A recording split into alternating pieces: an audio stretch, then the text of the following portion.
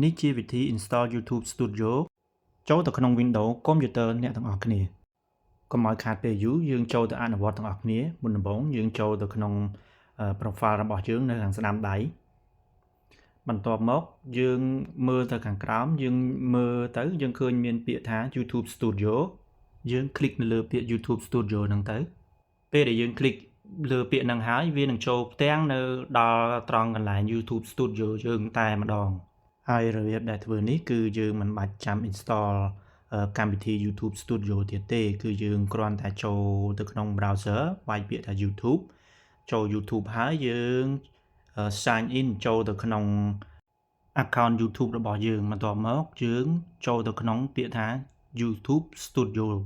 នោះយើងនឹងបានចូលទៅក្នុងផ្ទាំង YouTube Studio របស់យើងបានតែម្ដងដើម្បីចូលទៅមើលនិងកែប្រែ content របស់យើងមានដូចជាប៊ូតុង dashboard content មាន unleash មាន CC ហើយនឹងកន្លែងប៊ូតុងកន្លែងយើង earn money មាន setting អីទាំងអស់យើង scroll ឡើងទៅហើយបើសិនបងប្អូនអរគ្នាមើលទៅគឺយើងអាចចូលទៅមើល short របស់យើងចូលទៅមើលនៅក្នុងវីដេអូរបស់យើង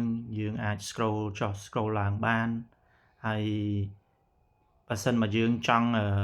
ចូលទៅក្នុង YouTube វិញក៏យើងអាចចូលទៅបានដែរបងប្អូនដោយយើងមិនបាច់ចុចបិទទេដោយយើងមិនបាច់ចុចបិទscreen របស់យើងទេយើងអាចចូលទៅក្នុង YouTube តែម្ដងដោយគ្រាន់តែយើងចូលទៅក្នុង profile របស់យើងហើយបន្ទាប់មកយើងចុចពាក្យថា YouTube នោះយើងនឹងចូលទៅដល់ត្រង់កន្លែង YouTube ធម្មតាវិញហើយយើងអាចចុច search ចុចមើលវីដេអូមើលចម្រៀងមើលអ្វីៗបានតាមចិត្តដែលយើងចង់ហើយត្រង់កន្លែងនេះបងប្អូនអាចវាយ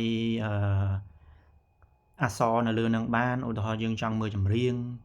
ខ្មែរឆ្នាំ2026មើលអីផ្សេងៗគឺយើងអាចមើលនៅក្នុងនឹងបាន